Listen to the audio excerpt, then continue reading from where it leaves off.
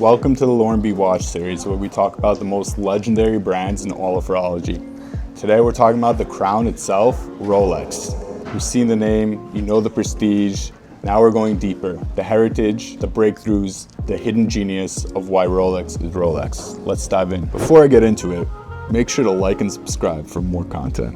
Rolex was founded in 1905 by Hans Wilsdorf. Hans wasn't a watchmaker, but he was a visionary who saw the future in wristwatches before anyone else did. Rolex built their branding on achievement, hence their slogans have always been a crown for every achievement, and it doesn't just tell time, it tells history. Even their brand ambassadors are different. Athletes, professionals, because you can't argue with athletic success. You either win or you don't. Rolex's innovations were not just for novelty, they were solutions. In 1926, Rolex introduced the Oyster case. It was the first truly waterproof wristwatch that solved the issue of not just moisture, but dust entering the case and ruining movements. But here's where Rolex really changed the game. Instead of just claiming it worked, they proved it. Hans Wilsdorf gave the watch to Mercedes Gleitz, a British swimmer attempting to swim across the English Channel. She wore the Rolex Oyster for more than 10 hours in freezing water, and the watch emerged in perfect working condition. The very next day, Rolex ran full-page ads in the Daily Mail declaring the Oyster's success. This marked not only the birth of the first waterproof watch, but also the beginning of celebrity sports endorsements as a marketing tool. In 1931, Rolex patented the first 360-degree rotor. Before this, watches were manually wound every day, a hassle and liability for consistent timekeeping. Rolex's perpetual rotor uses the motion of your wrist to keep the mainspring wound automatically. It wasn't just a mechanical innovation, it changed the relationship people had with their watches. Suddenly, your timepiece became a seamless part of your daily movement.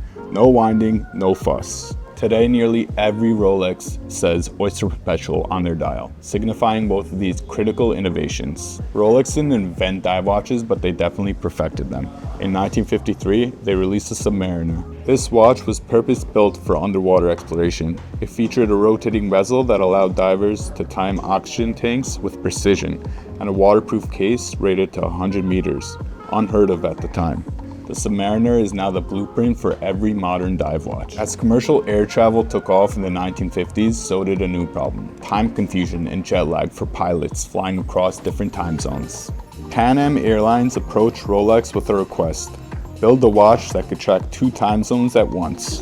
Then Rolex delivered the GMT Master in 1954 with a 24-hour hand and a rotating bezel. It quickly became a standard amongst Pan Am airline crews, and later, even a favorite amongst travelers, astronauts, and even Bond villains. Finally, in 1955, Rolex built the Milgauss, a watch built for scientists working around magnetic fields. With a Faraday cage protecting the movement, and later a pyrochrome hairspring, it could resist up to 1,000 Gauss of interference. Perfect for researchers at places like CERN. The lightning bolt seconds hands and green crystal gave a flair, but the Milgauss proved one thing: Rolex innovation wasn't just for athletes, it was for scientists and professionals too. Now let's talk starter models. If you want to enter the Rolex world without dropping 30K, these are the watches for you. We have the Air King, a tribute to aviation.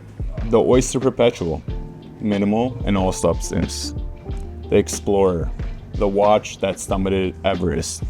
Finally, the Datejust, a watch you could dress up or dress down depending on the occasion.